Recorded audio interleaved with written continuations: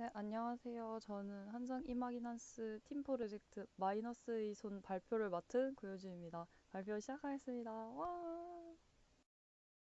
네, 우선 목차는 이렇게 네 갈래로 주제 소개, 프로젝트 과정, 최종 결과물, 마무리 순으로 진행되겠습니다. 맨 처음 표지에서도 보셨듯이 저희 조입 팀 프로젝트 이름은 마이너스의 손입니다. 네, 이 프로젝트는 그리스 로마 신화에 나온 미다스의 손을 모티브 삼아서 자본주의 사회 비판과 깨달음이라는 주제를 영상을 통해 풀어나갑니다. 그래서 이 모티브가 된 이 신화에 대해 짧게 소개를 해드리고자 합니다. 그리스 로마 신화에서 임금 미다스는 디오니소스의 아버지를 정성껏 모신 걸 계기로 신탁을 빌 수 있는 기회를 얻게 되는데요. 여기서 더 큰 부자가 되고 싶다는 마음에 만지는 모든 거를 다 황금으로 바뀌게 하는 황금손이 갖고 싶다고 말합니다. 그리고 미다스는 정말로 이 능력을 얻게 되는데 처음에는 뭐 쓸모없는 나뭇가지, 뭐 풀잎 이런 것도 황금으로 만든 게 너무나도 만족스럽고 좋았습니다. 하지만 나중에는 손으로 음식을 먹지도 못하고 심지어는 자기 딸내미까지 황금으로 만들고 마는 그런 안타까운 이야기입니다. 그리하여 저희가 앞서 말씀드린 주제를 선정하게 된 이유와 그 중요성에 대해서 설명을 해드리겠습니다. 첫째로 자신이 가진 것에 대한 소중함을 일깨워주고 싶었고, 둘째로는 거칠애나 과시 등 허황된 것을 추앙하는 문화를 비판하기 위해서였습니다. 또 인간의 욕망을 극대화시키는 이 자본주의 속에서 우리는 앞으로 어떠한 방향으로 나아가야 할지 생각함에 있어서 주제의 중요성을 알 수 있습니다. 네, 다음으로는 저희가 어떻게 프로젝트 진행했는지 소개해 드리겠습니다. 네, 가장 먼저 주제를 설정하게 된 계기는 이제 저희가 조끼리 긴 논의를 통해서 자본주의 사회 하면 떠오르는 손재주, 사업, 부의 상징 같은 이런 키워드를 중심으로 욕심과 관련된 캐릭터를 탐색했고 이것에 미다스가 적합하다고 생각했습니다. 지금 현대 사회에서는 미다스의 손이 좀 긍정적인 의미로 쓰이지만 저희는 이거를 뒤집어서 원래 신화 이야기와 같이 부정적으로 해석하고자 했습니다. 그리고 이 주제를 어떻게 하면 효과적으로 표현할지 의견을 나누다가 주제가 조금 깊고 어려울 수도 있어서 이해가 쉬울 것 같은 그림책을 영상으로 구현하는 방식을 정했고 또 주제와 어울리는 어둡고 피폐한 분위기로 그림을 그리고 또 이것을 더욱 돋보이게 흑백색만 사용해서 자본주의의 어두운 이면을 콘셉트로 전체적인 표현을 진행했습니다. 네, 다음은 프로젝트 완성 단계인데 저희는 이제 프로젝트를 어떻게 완성했느냐 하면 가장 먼저 이제 글을 썼습니다. 초안은 이제 좀 전체적인 틀만 잡고 이제 좀 수정 작업으로 대사나 심리 묘사 등의 디테일한 부분을 추가하는 방향으로 했고요. 그림 역시도 처음에는 조금 밝은 느낌으로 많이 그려졌는데 수정을 하면서 좀 어두칙칙한 그런 분위기로 많이 수정을 했고 이제 이 글과 그림을 통해서 영상 작업을 이렇게 진행하였습니다. 네, 그리하여 나온 영상 결과물을 보여드리겠습니다. 와.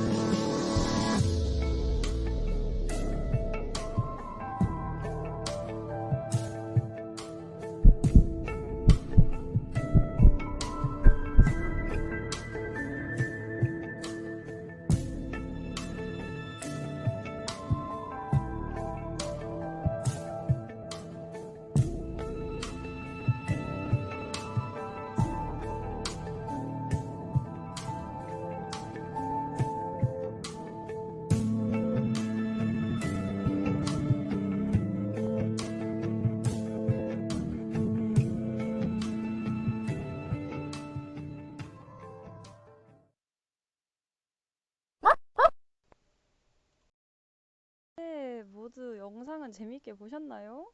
네. 이 간략한 줄거리로 설명을 해드리자면 이 영상은 이 주인공인 현대인을 통해 많은 사람들이 한 번쯤은 느껴봤을 감정과 자본주의 사회가 끼친 영향에 대해 얘기합니다.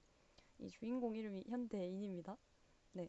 관전 포인트는 지나치고 뒤틀린 욕망으로 만지는 물건을 없애는 능력을 가진 이 데이니의 손이 같이 검게 물든 점이라고 할 수 있는데 이것은 시각적으로 이해를 돕고 임팩트를 주기 위한 장치였습니다.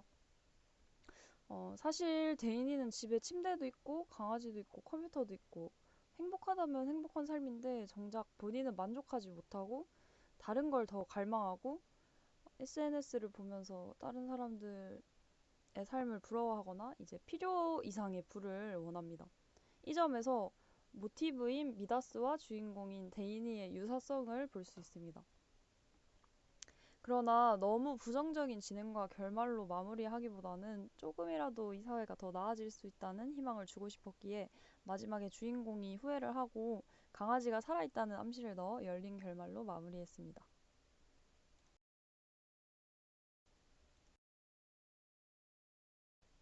네, 이제 마무리로 저희 조의 역할 분담은 이렇게 네 명 다 하나씩 각자 역할을 맡고 참여 안 한 사람 없이 협업이 굉장히 잘 되었습니다.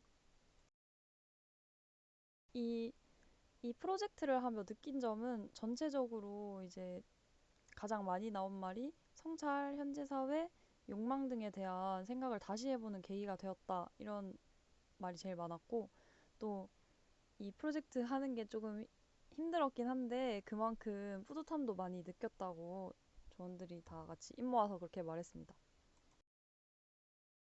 네, 그리고 최종적으로 본 프로젝트를 진행하며 나온 성과는 우선 이 다 같이 프로젝트를 위해 노력하면서 얻은 자기 충족감이 있고 또 여럿이 하나가 돼서 활동을 하는 협업에 대한 요령이 생긴 것입니다.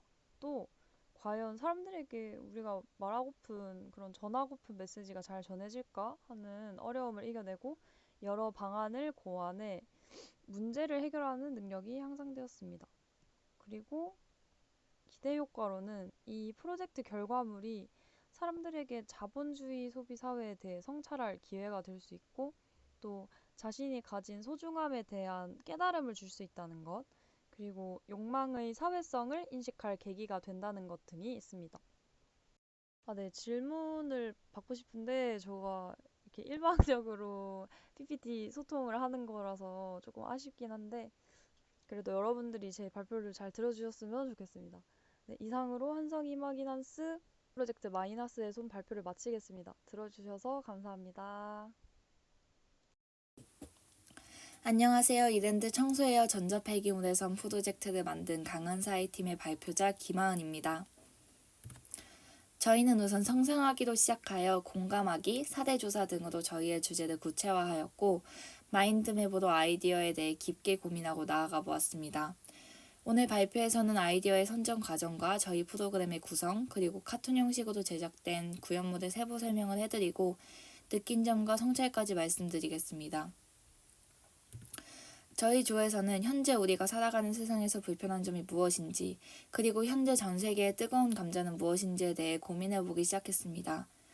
실생활에서 상상을 통해 더 나은 세상으로 만들 수 있는 것에 대해서 생각해보기 시작했던 것이죠. 이렇게 토의를 하다가 나온 문제 중 하나가 환경에 대한 문제였는데요. 현재 우리나라나 전 세계에서 핫한 주제인 환경오염에 대해서 더 알아보자는 결정을 하였습니다. 주변 분들을 인터뷰하고 관찰하면서 공감하기를 해보았는데요. 친구 S양을 따라다니며 그 친구의 생활을 관찰하고 조언의 언니인 K양을 인터뷰한 결과 물낭비, 일회용품 사용 등의 확실한 문제들도 있었지만 일회용품 문제는 많은 사람들이 인식하고 있고 고쳐나가려고 노력하는 문제라는 걸 깨달았습니다. 또한 물낭비도 인식하고 있는 문제라는 것은 동의됐습니다. 관찰과 인터뷰 중에 저희가 주목한 사실은 친구의 전자기기 개수였습니다. 스마트워치, 태블릿 PC, 노트북, 헤드셋, 무선 이어폰, 유선 이어폰, 그리고 핸드폰도 2개로 사진용과 연락용이 따로 있었습니다. 또한 저희 조원의 친언니와의 인터뷰에서도 전자기기를 많이 사용하고 전자기기의 교체 주기도 매우 짧다는 것을 알게 되었습니다. 이러한 관찰이나 인터뷰를 통해서 전자폐기물에 대해서 더 조사하는 것이 좋겠다는 생각을 하게 되었습니다. 그러고 나서 저희의 생활도 되돌아보니 지금 발표하는 저만 해도 핸드폰의 교체 주기가 2년 이내이고 공기계, 패드, 노트북도 들고 다니면서도 새로운 헤드셋을 사고 싶어 하고 있었습니다. 이러한 공감하기 활동을 통해서 저희는 전자폐기물에 주목하여 프로젝트를 전개해 보기로 하였습니다. 전자기기의 사용량도 많아지고 그에 따른 전자폐기물도 많아진 현재 시점에서 저희의 상상력 프로젝트는 전자폐기물의 수거량을 늘리는 것을 목표로 진행하게 되었습니다. 저희의 프로젝트 목표를 어떻게 하면 달성할 수 있을까라는 고민을 하면서 전자폐기물의 수거량을 늘리려면 많은 사람들이 이 프로젝트에 참여하는 것이 좋겠다는 생각을 하였습니다. 실질적으로 많은 분들이 프로젝트를 사용하려면 접근성을 높이기 위한 미래 상상력인 메타버스를 구축하여 게임을 만들어 보는 것이 좋겠다는 의견이 나왔습니다. 또한 전자폐기물을 수거하고 회수하는 데 있어서 개인 공동체, 법 정책의 쌍방향적인 관계에 주목하며 개인의 행위가 직간접적으로 공동체, 법 정책의 영향을 받는 즉 관계들의 관계에 주목하여 비롯된 사회과학적 상상력 또한 사용하자는 의견도 나왔습니다. 그래서 현재 시행되고 있는 서비스나 정책들을 개인들의 행위에 영향을 미칠 수 있도록 하거나 개정하고 수정해보자는 결정을 하였습니다. 이러한 결정을 한 후 더 많은 자료조사를 위해 전자폐기물과 앱이라는 주제를 잡고 사례를 조사하였는데요. 국내 사례에는 국내 기업인 피에로 컴퍼니에 따르면 1톤의 폐 휴대폰에서 회수되는 금속 자원의 가치성을 평가하고 전자폐기물 처리에 관한 연구를 통해 효율적인 과정을 구축하였습니다. 이러한 사례를 보고 전자폐기물의 수거가 얼마나 중요한지 한 번 더 깨달았습니다. 해외 사례로는 이집트 정부에서 이테드위어라는 모바일 앱을 출시했습니다. 이 앱은 폐 전자제품을 가져오면 새로운 전자제품 구매에 사용할 수 있는 쿠폰을 받습니다. 이테드위어는 최근 현대사회에 있어서 인터넷 사용이 많은 현대인들에게는 접근하기 쉽게 만들어진 앱이며 쿠폰 또한 받을 수 있는 앱이기 때문에 참여율 또한 높을 것이라고 생각했습니다. 그렇게 저희는 사례 조사 후에 마인드맵으로 함께 생각을 나누어 보았는데요. 여러분들 혹시 지금 쌓여있는 이메일이 이산화탄소를 계속해서 배출하고 있다는 사실을 아시나요? 저희 팀원들 중 몇 명도 이번 조사를 하면서 처음 알게 된 사실입니다. 이메일 보관함에 쌓여있는 이메일들은 한 통당 4g에서 파일이 많이 첨부되어 있다면 50g까지도 이산화탄소를 배출한다는 것입니다. 그렇게 해서 이메일을 지우거나 수신거부를 하는 해결 방법이 있다는 것을 생각해 보았고 전자폐기물에 대한 해결 방법은 환경오염이라고 하면 굉장히 무거워 보이는 주제도 느껴질 수 있는데 이에 대한 인식 개선도 필요하고 지금 현재 시행되고 있지만 많은 관심을 받지 못하고 있는 정책들을 사용한다든지 접근성을 높여야 하고 유독성 화학물질 이야기까지 마인드맵으로 쭉쭉 저희의 생각을 적어 나갔습니다. 그리고 그중 해결 방법을 주목하여 나아가 보았습니다. 증가하는 전자 폐기물에 관해 고민하던 중 닌텐도 또한 증가하는 전자 폐기물 중 하나라는 것을 떠올렸습니다. 그렇다면 닌텐도와 정부가 협업하여 환경에 대한 게임을 만들면 더 많은 홍보 효과가 있지 않을까라는 생각을 하였고 닌텐도와 휴대폰에서 함께 사용할 수 있는 게임 어플리케이션을 만들어 보자는 생각을 하였습니다. 그렇게 생각을 거쳐 만들게 된 저희 프로젝트는 이랜드 청소웨어 전자폐기물의 섬입니다. 전자폐기물이 쌓여있는 섬이기 때문에 이름을 이랜드 섬이라고 지었고 부제는 모여봐요 동물의 숲에서 아이디어를 얻어서 지어보았습니다.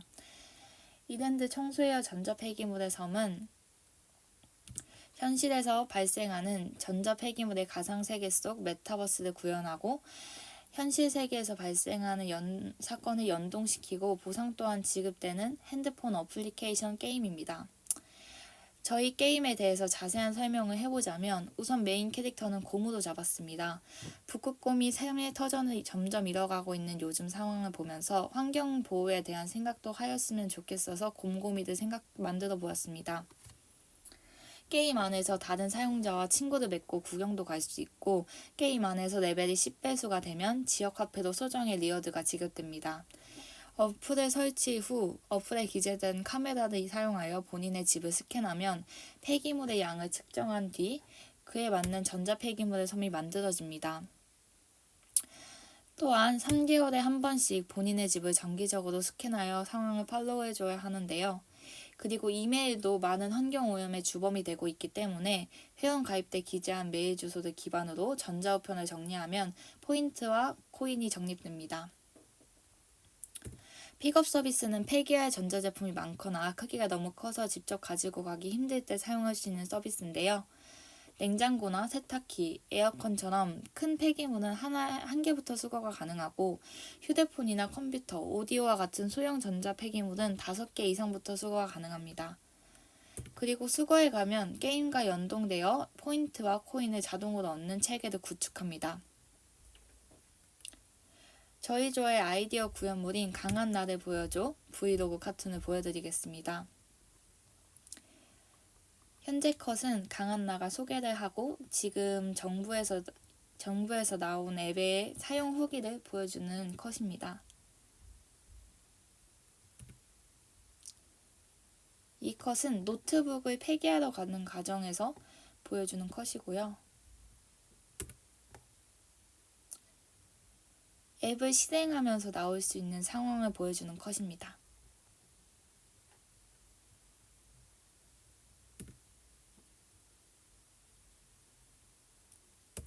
브이로그에서 나오는 주체는 직접 폐기를 하러 가는 과정이어서 직원들과 만나볼 수 있습니다.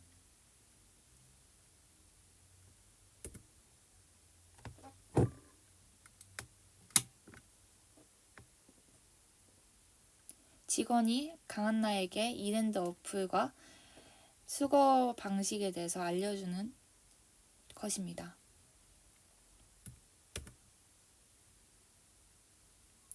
이메일 삭제를 해서도 포인트와 코인을 얻을 수 있다는 걸 보여주는 컷입니다. 레벨이 10배수가 되면 정부에서 지원하는 전자기기 할인 쿠폰이 지급될 수도 있고 지자체와의 협력을 통해서 지역 카페에 리워드가 나올 수도 있다는 것을 보여주는 컷입니다.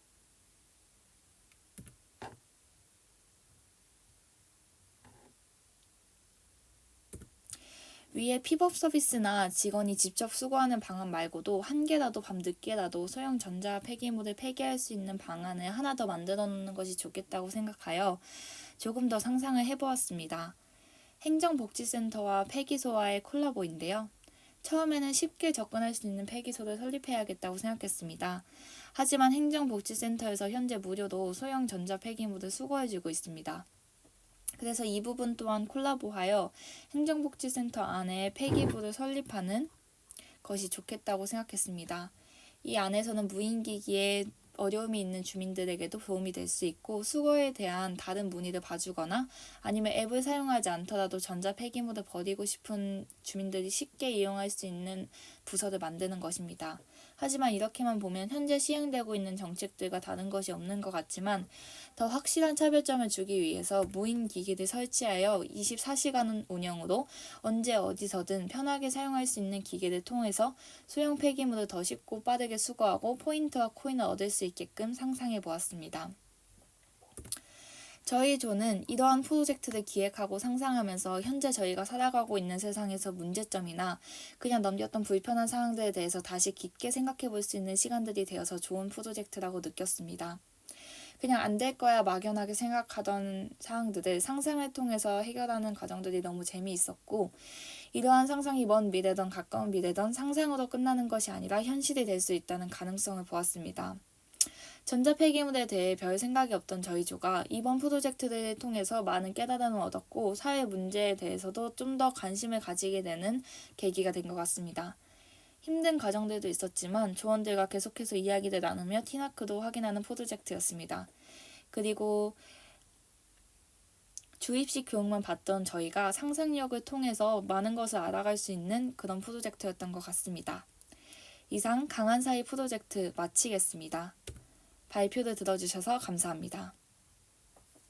안녕하세요. 저는 한성 이마기나스 C 분반의 불사조 신정훈입니다. 저희 불사조의 팀원들은 크리에이티브 인문학부의 신희원, 신혜원, 신정훈, 그리고 IT공과대학의 김수영, 한윤성입니다. 저희는 프로젝트를 100% 오프라인에서 만나서 진행하였습니다. 발표를 시작하기에 앞서가지고 윌리엄 클라크라는 미국인 교육가의 격언을 인용하고자 합니다. Boys be ambitious. 현대의 상황에 맞게 해석하자면은 학생들이여 꿈을 꿔라 라고 해석할 수 있는데요. 클라크는 아무도 신경 쓰지 않았던 극동의 척박한 식민지로 이주해서 대학을 세우고 세계를 호령한 나라를 만들어줄 수 있었습니다. 제가 이분의 격언을 인용한 이유는 그 어떤 멋지고 장대한 꿈을 꾸고 있더라도 실천하지 않으면 의미가 없다라는 강렬한 인상을 저에게 주었기 때문인데요. 때문에 저희는 즉각적으로 행동할 수 있는 사소한 것부터 시작해보기로 했습니다. 저희 프로젝트의 목적은 일상생활 속에서 우리가 쉽게 지나치거나 생각하지 못했던 사소한 불편한 점들을 찾아보고 이를 해결하기 위해서 참신한 아이디어를 제공하고 이를 통해서 문제를 해결해보고자 했습니다. 그 내용으로는 영화관에서 팝콘을 거의 다 먹었을 때 손을 깊게 넣어서 먹어야 하는 불편함을 개선하기 위해서 새로운 형태의 팝콘통을 설계하고 제작해 보았습니다. 첫 번째는 공감 단계였습니다. 일상생활 속에서 다양한 물건과 장소에서 느끼는 불편함을 마인드맵 형식으로 찾아보았는데요. 다양한 내용들이 있었습니다. 대중교통, 벤치가 부족한 내용, 또 길거리에 쓰레기통이 부족하다, 광고 문제도 있었고요. 또 전자기기에 대한 다양한 문제점들, 화이트보드도 불편했습니다. 하지만 이 중에서도 정말 사소하지만 아무도 해결하고자 하지 않았던 것을 골라보았는데요. 바로 팝콘통이었습니다. 영화관에서 느끼는 불편한 점에 대해서 설문조사를 진행했었는데 이 중 68%에 달하는 인원들이 팝콘통으로 인한 불편을 겪었다고 호소하였습니다. 때문에 저희는 다음 단계로 넘어가서 어떻게 하면 이 팝콘통을 효율적이고 사람들이 사용하기에 편하게 만들 수 있을지 고민해 보았습니다. 첫 번째로는 색연필 케이스였습니다. 색연필 케이스 중에서는 벨크로 테이프가 아니라 홈을 파서 꼽아서 결합하는 식으로 설계된 것들이 있는데요. 여기서 아이디어를 착안할 수 있었습니다. 두 번째로는 물감통입니다. 물감을 담았던 이 물통을 팝콘통으로 대체하기로 생각해 보았습니다. 그 다음으로는 병뚜껑입니다. 페트병의 병뚜껑은 홈을 통해서 돌려서 분리할 수 있는 구조였는데요. 저희는 이 부분에서 착안해가지고 팝콘통 두 개를 홈을 통해서 결합하고 분리할 수 있으면 더 효율적일 것 같다는 생각을 하게 되었습니다. 마지막으로는 접히는 컵이 있는데요. 팝콘을 일정량 먹으면 접히는 컵을 통해서 팝콘의 경계면을 조정하고 다시 편하게 팝콘을 먹을 수 있도록 고안해 보았습니다. 다음으로는 컨셉 아트를 제작해 보았는데요. 마지막에 있는 그림은 디스펄서, 공급기 형식의 팝콘통도 생각해 보았습니다. 컨셉 아트에 대한 구체적인 설명을 드리려고 합니다. 물감통 모양의 팝콘통은 길이 조절이 가능하도록 설계하였습니다. 색연필 케이스처럼 홈을 파서 결합하는 형식의 팝콘통도 고안해 보았습니다. 특히 이 팝콘통은 두 명이서 나눠 먹기 편할 수 있도록 설계되었습니다. 다음으로 제작 과정입니다. 첫 번째로 그림을 통해서 어떻게 제작해야 될지 간단한 방향을 제시할 수 있었습니다. 그 다음으로는 CAD 프로그램을 활용하여 설계도를 제작하였습니다. 다음으로 직접 오프라인에서 만나가지고 제작 활동을 하였습니다. 대체품인 물감통과 다양한 도구들을 구비해가지고 종이로 그리고 자르고 붙이고 끼워 맞춰가지고 제작할 수 있었습니다. 지금 보시는 두 개의 사진이 그 결과물인데요. 사진에서 보시는 것처럼 물감통 모양의 팝콘통은 접었다가 펼 수 있는 형태로 제작되었습니다. 또 분리형 팝콘통은 언제든지 분리할 수 있도록 홈을 파가지고 제작하였습니다. 저희는 실물을 제작하였기 때문에 피드백도 할 수 있었는데요. 물감통 모양 물통의 피드백입니다. 장점으로는 길이 조절이 있습니다. 자신이 원하는 길이로 조절해 가면서 팝콘을 먹을 수 있다는 장점이 있었습니다. 또 마케팅 부분에서도 특이점이 있었는데요. 물감통 모양의 팝콘통은 전례 없던 물건이었기 때문에 특이하고 신선한 형태의 팝콘통이 소비자로 하여금 호기심을 유발하여 가지고 마케팅 효과가 충분히 있을 수 있다고 생각하였습니다. 하지만 단점도 존재했었는데요. 첫 번째로 보관이 불편하다는 점이 있었습니다. 물감통 모양의 팝콘통은 일반적인 팝콘통보다 공간을 많이 차지할 뿐더러 겹쳐서 보관할 수도 없었기 때문에 이는 보관 시에 더 많은 공간을 차지하게 되어 충분히 불편할 수 있다는 생각을 할 수 있었습니다. 가격적인 부분에서도 문제가 있었는데요. 물감통 모양 팝콘통은 디자인의 복합성이나 추가적인 재료 때문에 인건비가 발생할 수 있다는 생각을 할 수 있었습니다. 또 효율적인 문제도 있었는데요. 일반적인 모양과 달라 특이한 모양 때문에 팝콘을 꺼내기 어려울 수도 있었고 또 사용 중에 계속 길이를 조절해야 하기 때문에 번거로움 뿐만 아니라 혹시라도 과도하게 길이 조절을 하게 된다면 팝콘이 흘러넘칠 위험성도 있었습니다. 마지막으로 디자인의 특성상 세척이 어렵기 때문에 재활용이나 재사용이 어려울 수 있다는 문제도 있었습니다. 다음으로는 분리형 팝콘통의 피드백이었는데요. 장점으로는 일반적인 영화관에서는 두 가지 맛을 분리하기 위해서 종이 펀과 같은 것을 사용하는데 이는 사용하기에 불편하고 쉽게 맛이 섞일 수도 있었습니다. 하지만 저희가 고안한 분리형 팝콘통은 두 가지 맛을 두 통에 따로 담아서 해결할 수 있었습니다. 또 이 때문에 편리하기도 했는데요. 두 가지 맛을 분리할 뿐더러 통이 두 개다 보니까 따로따로 분리해서 여러 사람들과 나눠 먹을 수 있다는 장점도 있었습니다. 하지만 역시 단점도 존재했습니다. 이미 작은 형태의 팝콘통이 존재하기 때문에 작은 팝콘통 두 개를 쓰는 것과 큰 차이가 없을 수 있다는 생각을 가질 수 있었습니다. 해당 프로젝트가 끝난 후에 저희 팀원들이 소감 및 성차를 작성해야 하는데요. 하지만 한눈에 보기 어려우시죠? 때문에 저희는 챗 GPT한테 해당 소감문들을 특정 키워드를 중심으로 요약해달라고 부탁해보았습니다. 지금 보시는 글이 요약된 내용인데요. 상상력, 문제 해결, 실생활, 경험, 행동과 같은 키워드를 중심으로 내용을 요약할 수 있었습니다.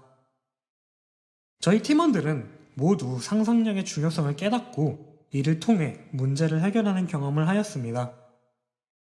일상에서 인식하지 못했던 문제점들을 구체화하고 해결하려는 과정에서 많은 것을 배울 수 있었습니다.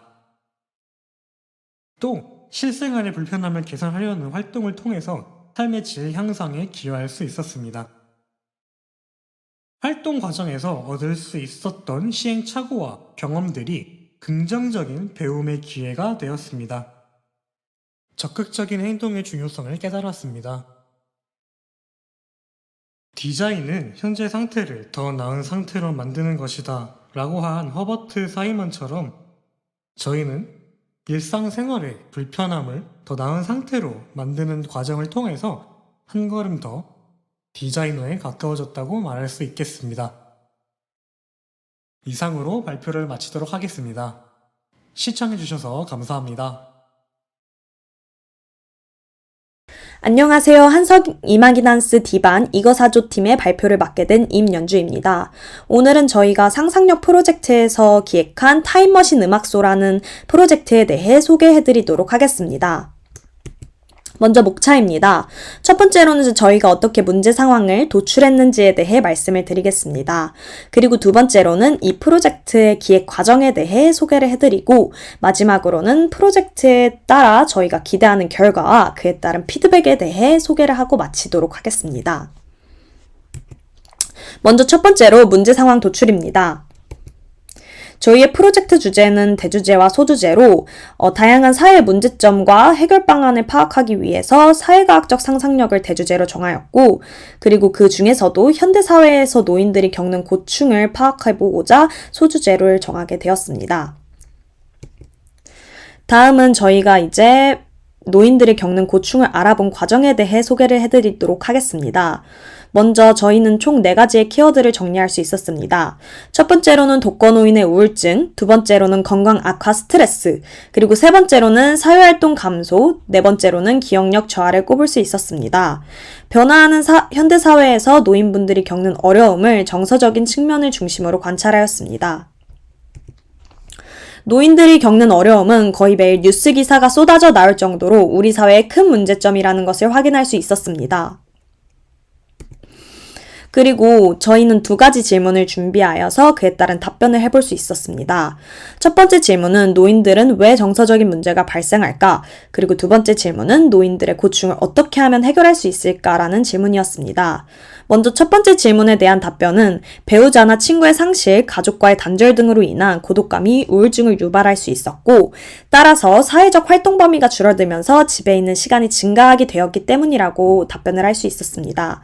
그리고 두 번째 질문에 대한 답변은 노인 문화를 새롭게 조성하여 활동량을 늘리며 고독감을 줄여주고 과거의 추억을 회상하면서 소외되지 않도록 하는 것이 중요할 것이라고 답변을 내릴 수 있었습니다. 그리고 직접 할머니, 할아버지께 찾아가거나 연락을 드려 인터뷰를 진행하였습니다. 먼저 이 분은 80대 여성 광진구에 사시는 저희 할머니이신데요. 제가 드린 질문은 요즘 주로 어떤 활동을 하면서 시간을 보내고 계신가요? 라는 질문이었습니다. 그에 따른 답변은 다리가 아파지면서 몸을 움직이는 활동이 적어지다 보니 집에서 TV 프로그램을 시청하시거나 복지관에서 진행하는 운동 활동, 그리고 함께하는 음악교실 같은 활동적인 것을 많이 하신다고 하십니다. 스마트폰이나 기기 이용은 어려워서 오프라인에서 주로 즐길 거리를 찾으신다고 하십니다. 이 밖에도 구청과 협력하여 시니어 프로그램이나 행사가 진행되고 있는데 이것에 대해서도 참여하셨고 만족도가 굉장히 높으셨다고 말씀하셨습니다. 그리고 두 번째 질문은 젊은 시절과 어렸을 적에는 어떠한 활동을 주로 하셨나요? 라는 질문이었습니다. 스마트폰, 컴퓨터가 없었던 시절이기 때문에 디지털 기기에 의존하지 않고 취미 활동을 하셨다고 하십니다. 그 예시로는 산에 가서 부모님과 나물 캐기, 한강 놀러 가기, 그리고 다방 가서 친구들과 수다 떨기를 들 수 있습니다. 이처럼 몸이 불편하신 경우가 많기 때문에 다양한 신체 활동에 어려움이 있지만 활동을 즐기기 위해 노력을 하십니다. 그리고 집에서 TV를 통해 음악을 듣고 가수를 보는 것을 좋아하시기 때문에 음악과 함께 할 수 있는 활동을 늘려보자는 생각이 들었고 그러한 프로그램을 기획해보자는 의견이 나왔습니다. 두 번째로는 프로젝트 기획입니다. 먼저 저희가 기획한 타임머신 음악소에 대해 소개를 드리도록 하겠습니다. 노인분들의 관심사가 노래, 체조, 과거에 대한 회상이라는 것을 관찰하고 상상한 결과 노래를 활용한 추억을 노인분들께 만들어 드릴 수 있는 프로젝트를 기획하였습니다. 먼저 첫 번째로 대상은 60대부터 100세 이상까지 음악을 좋아하시는 노인분들이라면 모두 참여가 가능하도록 만들었습니다. 그리고 과거나 요즘 노년층 사이에서 유행하고 있는 대중음악을 활용한 체험부스를 운영하고자 합니다. 그리고 동네별 셔틀버스를 운행하여 보다 노인분들이 편리하게 이용 가능하도록 하겠습니다. 지역별 구청, 시청, 군청 등 노인복지과와 함께 협력하여 MZ세대의 문화가 현재 인기를 끌고 있듯이 시니어 문화를 새롭게 만들어서 노인분들이 즐기실 수 있는 활동을 해보고자 합니다. 먼저 이 프로그램의 필요성에 대해도 말씀을 드리도록 하겠습니다. 첫 번째로 고령화 사회로 접어들면서 노인분들의 복지 개선이 중요해졌습니다. 그리고 두 번째로 노인분들의 활동이 늘어나기 때문에 좋은 신체 향상 프로그램이 필요하게 됩니다. 그리고 세 번째로는 집 밖에서 사람들과의 소통으로 정서적인 문제를 완화할 수 있도록 하겠습니다. 그리고 기존에 있던 다른 프로그램들과의 차별점을 말씀드리도록 하겠습니다. 먼저 첫 번째로는 시중에 없는 1900년대 시절의 모티브로 제작된 부스이기 때문에 젊은 시절로 돌아간 것과 같은 추억 회상이 가능하며 디지털 기기를 최소화하였기 때문에 배움의 스트레스에서 벗어날 수 있습니다. 그리고 지역 복지관에서 진행되기 때문에 접근성이 매우 용이하며 체험관까지 이동이 편리하게 됩니다. 그리고 기존 노래교실과는 다르게 과거의 도시로 인테리어를 하였기 때문에 1900년대 시절에 몰입이 쉽고 더 생동감 있는 수업이 가능할 것입니다. 그래서 저희가 타임머신 음악소를 구현을 어떻게 했냐면 도면도와 3D 디자인을 통해서 구현을 하였습니다. 먼저 현재 MZ세대에게 성수동의 팝업 스토어가 유행이라면 노인분들에게는 지역 복지센터의 타임머신 음악소 체험관을 제공드리고자 합니다. 간단하게 팝업 스토어에 대해 소개를 드리도록 하겠습니다. 먼저 팝업 스토어란 짧은 기간 동안 브랜드, 기업에서 운영하는 임시 매장으로 인터넷 웹페이지에 떴다 사라지는 팝업 창과 같아 이름이 지어지게 되었습니다. 밑에 두 개는 이제 팝업 스토어의 장점인데요. 체험형 프로그램으로 사람들 기억 속에 쉽게 경험으로 남아 전달하고자 하는 이미지가 기억되기 쉽습니다. 그리고 새로운 것을 시도할 때 사람들의 반응을 실시간으로 확인할 수 있는 장점이 있습니다. 위와 같은 장점을 활용하여 처음에는 한 달이라는 임시기간 동안 체험관을 진행하고 그 이후 노인분들의 반응을 설문조사하여 더욱 발전시켜갈 예정입니다. 그리고 다음으로는 이제 부스 디자인을 살펴보도록 하겠습니다. 50년대, 80년대의 다방, 풍경을 재현하여 추억을 회상하며 지금 현대에서 즐길 수 있는 레트로 문화를 형성하고자 합니다. 이것은 저희가 이제 3D 디자인과 전체 도면도를 만들기 위해 스케치를 한 것입니다. 이곳에서는 이제 다양한 부스를 즐길 수 있는데 그 부스 프로그램을 지금부터 본격적으로 소개를 드리도록 하겠습니다. 먼저 첫 번째로는 5060 노래방입니다. 카세트 테이프의 디자인으로 노래방 기계를 설치하여 다양한 노래를 즐길 수 있도록 하겠습니다. 그리고 두 번째로는 다방버스입니다. 사연과 함께 라이브 카페 형식으로 LP 노래를 듣고 춤추며 추억 회상이 가능하도록 하였습니다. 그리고 세 번째는 5060 미니 콘서트입니다. 과거의 방송국이나 콘서트에서 진행했던 영상들을 모아서 그 당시 영화관 분위기 속에서 미니 콘서트를 시청하려고자 합니다. 이 밑에 보이시는 네 분은 이제 그때 당시에 인기가 있었던 대중 가수들입니다. 그리고 다음으로 홍보물에 대해 살펴보도록 하겠습니다. 노인분들은 인터넷이나 SNS의 사용이 어렵기 때문에 찾아가는 복지 서비스, 알림판, 인쇄물 배부를 통해서 홍보를 진행할 것이고요. 5개 광고를 통해 길을 지나다니면서 확인할 수 있도록 할 것입니다. 따라서 이제 저희가 타임머신 음악소의 최종 구현물에 대해 소개를 드리도록 하겠습니다. 저희는 스케치업을 활용하여서 건축물을 제작하였습니다. 먼저 첫 번째는 전체적인 도면 평면도입니다. 그리고 이제 체험관 입구를 나타내었습니다. 다음으로는 이제 가요를 배울 수 있는 가요 강의 부스, 그리고 두 번째로는 악기 체험 부스입니다. 그리고 세 번째로는 다방 부스, 그리고 노래자랑 부스입니다. 그리고 다음으로는 5060 노래방, 5060 미니 콘서트, 화장실로 구성을 해보았습니다. 마지막 세 번째로는 이 프로젝트에 따른 기대하는 결과와 그에 따른 피드백에 대해 말씀을 드리도록 하겠습니다. 먼저 첫 번째로 기대되는 결과는 사회적 측면에 대해서 말씀을 드리도록 하겠습니다. 먼저 외부 활동을 통해 사람들과 교류하기 때문에 노인 고립 문제가 해소될 수 있고요. 그리고 신체적 및 경제적 이유로 문화활동의 기회가 제한적인 취약계층 어르신들을 위해서 진행하는 프로그램이다 보니 노인 복지가 증진할 수 있습니다. 그리고 개인적인 측면에서는 다양한 악기를 어르신들이 직접 연주하고 놀이를 즐기는 과정도 있기 때문에 신체 기능이 활성화될 수 있습니다. 그리고 배움을 통해 새로운 행복을 추구하고 다양한 취미를 접하게 되면서 즐겁고 활기찬 생활을 영위할 수 있습니다. 그리고 다음으로는 이제 성찰 및 피드백입니다. 체험부스 이용자에게 피드백을 어떻게 받을 것인가요? 라는 질문을 하게 된다면 요즘은 이제 QR코드 스캔을 통해서 설문조사를 하곤 있지만 이용 연령대가 노인분들이기 때문에 부스를 나오실 때나 출구에서 인터뷰를 통한 설문을 진행하는 것이 가장 이상적이라는 생각을 하게 되었습니다.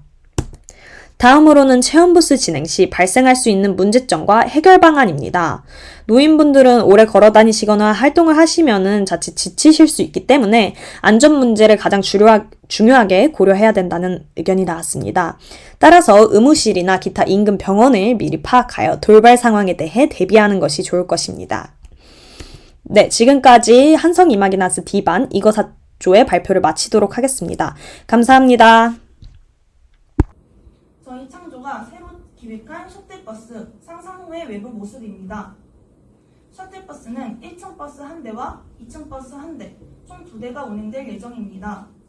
버스가 작고 좌석의 수가 적다는 설문조사 결과에 따라 최대한 많은 사람들이 이용할 수 있도록 1층 버스의 크기를 기존 셔틀버스의 크기보다 키웠으며 2층 버스를 만들어서 한 번에 수용 가능한 인원을 늘렸습니다.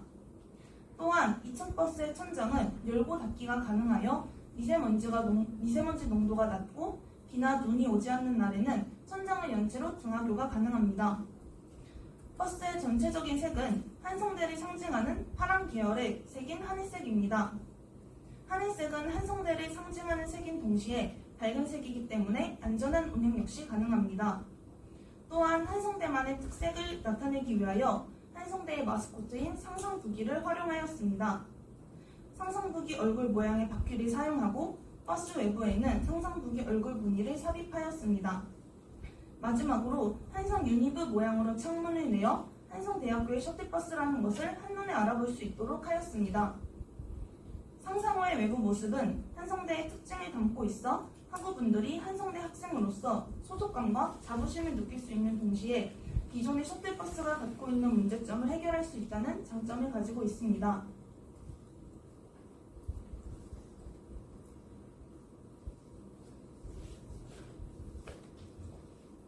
다음으로는 셔틀버스 내부 모습인데, 왼쪽에 보시는 사진은 현재 셔틀버스의 내부 모습입니다. 근데 저희는 상상력을 이용한 셔틀을 만들기 위해 주변 지인이나 에브리타임에 게시한 설문조사를 통한 불만 사항들을 토대로 내부 모습 또한 새롭게 바꾸었습니다.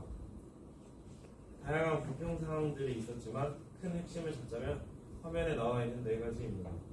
첫째, 25인승으로 많은 인원 수용 어려움. 둘째, 손잡이의 부재. 셋째, 비오는 날 미끄러움. 넷째로는 불쾌한 냄새입니다. 그 중에서 우선 25인승으로 많은 인원을 수용하기 어려웠던 점을 해결하기 위해 기획한 모습입니다. 1층 버스와 2층 버스의 1층 내부 모습은 같은데, 기존 25석이었던 좌석을 35석으로 전부 다 수용 인원을 늘렸고, 1층 버스일 경우 계단 부분 이외에는 동일하게 했습니다. 버스의 2층 내부 모습은 2층에는 25석을 설치하여 총 60석을 탑승시키게 하였고, 2층 버스는 설문조사에서 가장 많은 비율을 차지한 오전 8시부터 오전 10시 시각에 운영할 예정이고, 1층 버스는 다른 시간대에 운영할 예정입니다. 다음으로는 불편사항인 손잡이의 부재를 해결하기 위하여 기획했습니다. 기존 셔틀버스가 손잡이가 없다는 점은 크게 위험한 점인데요. 자동차 및 자동차 부품의 성능과 기준에 관한 규칙 제28조 제3항에 따르면 입석할 수 있는 자동차에는 손잡이 및 손잡이를 걸 수 있는 봉의 설치가 의무라고 나와 있습니다. 그러므로 저희는 손잡이를 설치함으로써 서서 이용하는 학생들의 안전 위험 또한 해결했습니다. 손잡이는 상상부기 얼굴 모양으로 하여 설치를 했고, 다양한 키를 고려해서 다양한 길이의 손잡이를 기획했습니다. 다음으로는 불쾌한 냄새를 해결했다는 점입니다. 현재는 작은 공간에 여러 사람이 이용으로 인해 불쾌한 냄새가 때때로 나는데요. 이를 해결하기 위해 공기청정기와 방향제를 설치하였습니다. 아마 다들 한성대의 마스코트로 항상 보기만 보실 수도 있는데, 상치 또한 한성대의 마스코트입니다. 상치의 모습을 한 방향제를 설치함으로써 더욱 한성대의 특징을 살리게 하였습니다. 다음으로는 부가적인 부분을 추가했습니다. 셔틀버스의 분위기를 바꿀 수 있게 심심한 등하굣길에 스피커를 설치해 신나고 활기찬 등하굣길을 만들게 하였습니다. 스피커의 모습 또한 한성대의 마스코트인 한성양이의 모습으로 하여 한성대의 특징을 살렸습니다. 라디오가 틀어진 택시처럼 셔틀버스에도 음악이 나오는 스피커가 있다면 더욱 활기찬 대화기에 될 것입니다. 또 다른 부가적인 부분으로는 와이파이 공유기를 설치했습니다. 요새 지하철이나 버스를 보면 와이파이가 없는 곳이 없는데 이를 토대로 셔틀버스에서도 더욱 편안하게 휴대폰을 사용 가능하게 하였습니다. 다음으로는 매트입니다. 버스나 지하철 같은 대중교통은 비가 오는 날이면 바닥이 미끄러워 부상의 위험이 크고는 합니다. 이를 해결하기 위해서 매트를 설치했는데요. 버스 출입문 앞에 매트를 설치하여 신발의 이물질을 제거하고 깨끗하게 버스를 사용 가능하게 하도록 하였습니다. 마지막으로는 안전벨트입니다. 현재 셔틀버스에는 안전벨트가 설치되어 있지 않아 위험한 부분이 있습니다. 여객 자동차 운수 사업법에 따르면 스쿨버스와 같은 여객 운송 자동차에서의 안전띠 착용을 의무로 규정하고 있습니다. 그렇기 때문에 저희는 안전벨트를 설치하여 탑승자들의 안전을 확보시켰습니다. 앞에서 말한 여러가지 해결 방법들을 통해 저희는 기존 셔틀버스의 다양한 불편사항들을 해결하였습니다. 25인승으로 많은 인원을 수용하기 어려웠던 점을 좌석을 추가 설치함으로써 넓어진 요율 공간으로 쾌적하게 사용 가능했습니다. 또 손잡이가 부재했던 부분을 손잡이를 설치함으로써 서서 이용할 때의 안전을 확보시켰습니다. 그리고 비오는 날 미끄러웠다는 불편사항을 매트를 설치함으로써 바닥의 청결을 유지시켰고, 마지막으로는 불쾌한 냄새로 인한 불편사항을 방향제를 설치함으로써 공기의 질을 상승시켰습니다.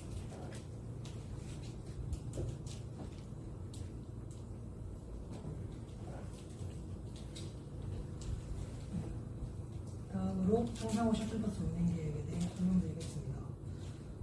여러분이 아시다시피 현재 셔틀버스 운행 시간은 1회차 8시 30분에서 10시 30분, 2회차 12시 30분에서 1시 30분, 3회차 4시 30분에서 8시 30분입니다. 1회차에는 2대를 수시로 운행하고 있고, 2회차에는 한 대만 운행하고 있으며, 3회차에는 2대를 수시로 운행하고 있습니다. 하지만 1차, 3회차에 2대를 수시로 운행하고 있어도 수용 인원의 한계가 있어 셔틀버스를 사용하지 못하는 학우들이 있습니다. 또한 아침 시간에 셔틀버스 줄이 한성 입구역 출구 계단까지 이어져 역을 사용하는 사람들이 불편함을 겪고 있습니다. 현재 셔틀버스 운행 시간에는 다양한 문제점이 있습니다. 먼저 학교에 일찍 등교하는 학생들은 셔틀을 사용하기 어렵습니다. 이에 대한 주변의 사례로 강의 시간에 상관없이 매일 학교에 8시까지 등교를 해 도서관에서 공부를 하는 한 학우분이 계십니다. 이 학우분은 셔틀버스의 첫 운행 시간인 8시 30분에 등교를 해 셔틀버스를 이용하지 못한다는 고충을 받고 있습니다. 또한 점심시간에는 12시 30분부터 1시 30분까지만 운행을 하는데, 이에 대한 주변 학우분들의 불만으로 1시에 수업이 끝나고 친구들이랑 학식을 먹고 싶어도 1시 30분까지 2회차 셔틀을 운행하기 때문에 밥을 먹고 셔틀을 이용하기에는 시간이 촉박하고, 다음 셔틀을 타기에는 다음 셔틀이 4시 30분이기 때문에 오랜 시간 기다려야 한다는 문제점이 있습니다. 또한 1시 30분에 운행이 끝나는 2회차 또한 1시 30분에 수업을 타는 학생들도 마찬가지로 1시 30분에 운행이 끝나는 2회차 셔틀을 타지 못하고 다음 셔틀을 이용해야 하는 문제가 있습니다. 게다가 늦은 시간까지 운행하지 않아 야간 수업을 듣는 학생들은 이용하기 어렵습니다. 야간에는 어두워져 걸어서 등하교를 하는데 어려움이 있을 수 있고 안전도 위협될 수 있습니다. 이러한 문제를 해결하고자 저희 조는 새로운 셔틀버스 시간표를 새로 만들어 보았습니다. 먼저 설문조사 결과 가장 많은 학생이 등교하는 시간인 8시부터 11시까지 1층 버스와 2층 버스를 동시에 운영할 계획입니다. 이 시간대에 운영하게 된다면 일찍 등교한 학생들도 셔틀버스를 이용할 수 있고 1층 버스와 2층 버스를 동시에 운영해서 많은 인원을 사용할 수 있습니다. 2회차는 12시에서 2시와 4시와 6시와 둘로 나누어 운영할 계획입니다. 이는 설문조사 결과 한성대 학우분들이 주로 이용하는 시간에 맞춘 것입니다. 마지막으로 3회차는 7시에서 8시로 야간 수업을 듣는 학우분들을 위해 늦은 시간까지 운영할 계획입니다.